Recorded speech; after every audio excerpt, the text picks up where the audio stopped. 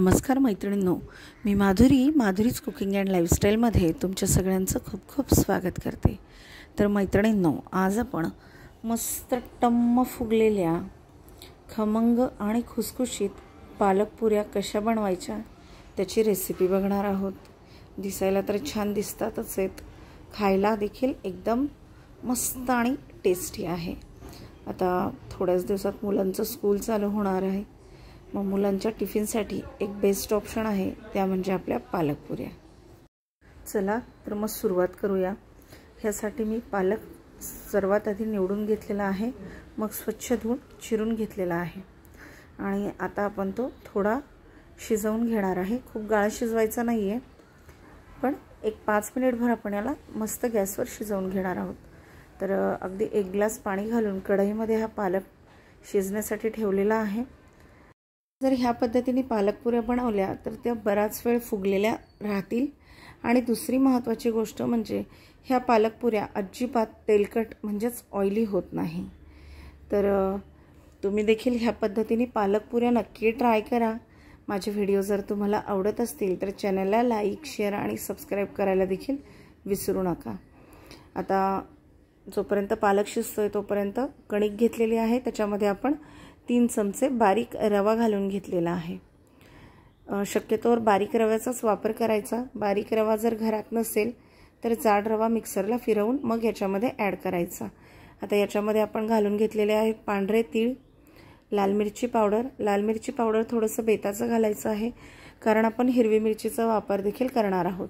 थोडीशी हळद घातलेली आहे, थोडंसं धण्याचं पावडर घातलेलं आहे आणि हा आहे किचन किंग मसाला। आता घालणार आहोत चवीपुरतं मीठ। तर आपण सगळेच मसाले थोडे थोडे याच्यामध्ये ॲड केलेले आहेत आणि त्याच्यानंतर ही आहे जिऱ्याची पावडर। थोडेसे जिरे भाजून मिक्सरला फिरवायचे आणि जिरे पावडर घालायची, ह्याच्यामुळे चव खूप छान येते। थोडासा ओवा देखील आपण याच्यामध्ये क्रश करून घालणार आहोत। तर सगळं साहित्य घालून झालेलं आहे। साहित्य ॲड करेपर्यंत आपला पालक देखील मस्त शिजलेला आहे। आता गॅसची फ्लेम बंद करायची। ह्यापेक्षा जास्त पालक आपण शिजवून घेणार नाहीत। आता हा पालक मिक्सरच्या जारमध्ये घालून घेणार आहोत। तर शिजलेला पालक मिक्सरच्या जारमध्ये ॲड करायचा।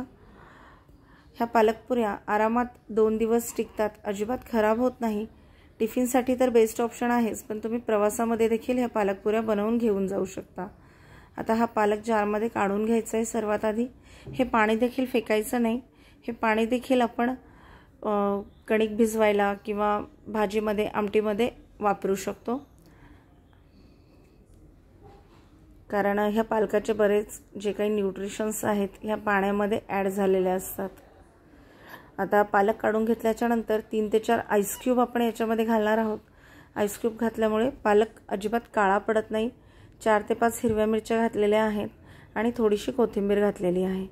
लसूण देखील आपण याच्यामध्ये ॲड करू शकतो, पण लसणामुळे पुऱ्या लवकर खराब होतात, त्यामुळे मी लसूण घातलेला नाही आहे।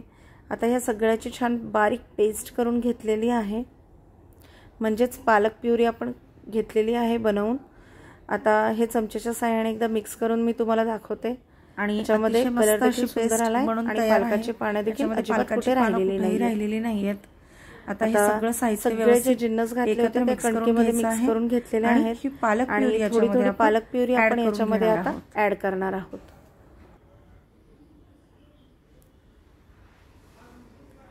जर पालक प्युरी कमी पडली तर जे पालक शिजवण्यासाठी पाणी वापरलं होतं, कढईमध्ये उरलेलं पाणी देखील आपण याच्यामध्ये ॲड करू शकतो। तर आता ह्याचा असा घट्टसर गोळा मळून घ्यायचा आहे। प्युरी थंड झाल्यानंतरच हा गोळा मळायचा आहे। आता हे थोडंसं कोमट आहे, अजून पूर्णपणे थंड झालेले नाही आहे।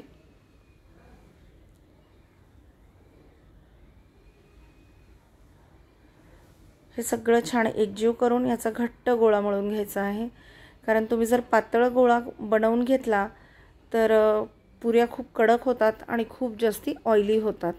त्यामुळे पुऱ्या बनवताना गोळा घट्ट मळून घ्यायचा आहे। आता हा गोळा मळून झालेला आहे। अगदी चमचाभर तेल घालून आपण याला मऊ करून घेणार आहोत आणि जेवढं शक्य आहे तेवढं खसखस याला मळून घ्यायचं। मळून घेतल्याच्या नंतर 10 मिनिटभर आपण याला रेस्ट करायला ठेवणार आहोत। आणि तसंही मुलांना रोज रोज भाजी पोळीचा कंटाळा येतो, त्यामुळे टिफिनमध्येही आपण ह्या पालकपुऱ्या बनवून देऊ शकतो। आता मी कढईमध्ये तेल घालून गॅसवर ठेवलेलं आहे गरम करण्यासाठी। आता गोळा एक काढून घेतलेला आहे, थोडा मळून मऊ केलेला आहे आणि याच्या आपण आता पुऱ्या बनवून घेणार आहोत। तुम्ही छोटा छोटा गोळा घेऊन सिंगल एक एक पुरी देखील लाटून घेऊ शकता, पण मी एक मोठी पोळी लाटून घेते आणि मग वाटीच्या साहाय्याने त्याच्या पुऱ्या बनवून घेते। तर पुऱ्या लाटताना देखील पुऱ्या खूप पातळ किंवा खूप जाड बनवायच्या नाही आहेत, कारण खूप पातळ पुरी केली तर ती फुगतही नाही आणि खूप कडक होते, आणि खूप जाड पुरी केली तर ती खायला अजिबात चांगली लागत नाही, आणि दुसरी महत्त्वाची गोष्ट म्हणजे ती अजिबात खुसखुशीत लागत नाही। तर ह्या पद्धतीने मी आता पोळी लाटून घेतलेली आहे आणि वाटीच्या साहाय्याने आता आपण याच्या पुऱ्या बनवून घेणार आहे। माझ्या पुऱ्या बनवण्या होईपर्यंत तेल देखील आपण गरम करण्यासाठी ठेवलेलं आहे। तर तुम्ही बघू शकता मी किती पातळ किंवा किती जाड थिकनेस तुमच्या लक्षात आला असेल कितपत आहे तो। आता असंच वाटीच्या साहाय्याने मी पुऱ्या बनवून घेते। तर मैत्रिणींनो, तुम्ही देखील ह्या पद्धतीने पुऱ्या नक्की बनवा, तुम्हाला देखील ह्या पुऱ्या नक्की आवडतील। तर पुऱ्या तर बनवून झालेल्या आहेत। आता ह्यातला छोटासा गोळा घ्यायचा आणि तेलामध्ये टाकून बघायचा तेल तापलाय की नाही। जोपर्यंत तेल तापत नाही तोपर्यंत पुरी तळण्यासाठी तेलामध्ये टाकायची नाही, कारण काय होतं, तेल तापलं नाही आणि आपण पुरी जर कढईमध्ये टाकली तर पुरी खूप तेलकट होते आणि पुरी फुगत देखील नाही। तर तेल छान तापलेलं आहे। आता याच्यामध्ये मी पुऱ्या टाकून तळून घेते। तर तुम्ही बघू शकता पुऱ्या दिसायला देखील एकदम सुंदर दिसत आहेत आणि खायला तर त्याच्यापेक्षा देखील टेस्टी झालेल्या आहेत। आणि सर्वात महत्त्वाची गोष्ट म्हणजे पुरी अगदी छान फुललेली आहे। तुमच्याही घरामध्ये लहान मुलं असतील तर त्यांना फुगलेली पुरी खूप आवडते। फुगलेल्या पुरीचं त्यांच्यामध्ये एक वेगळंच अट्रॅक्शन असतं। तर पुरी अगदी छान मस्त टम्म अशी फुगलेली आहे। आपण गॅसची फ्लेम मध्यमच ठेवलेली आहे।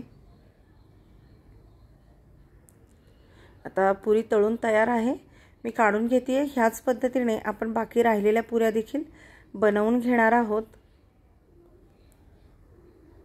तुम्ही एका वेळेस 2 ते 3 पुऱ्या टाकून तळून घेऊ शकता। मी सगळ्या पुऱ्या बनवून घेतलेल्या आहेत, कशा वाटल्या ते कमेंट करून सांगा। भेटूया माझ्या पुढच्या व्हिडिओमध्ये, तोपर्यंत खूप खूप खूप धन्यवाद।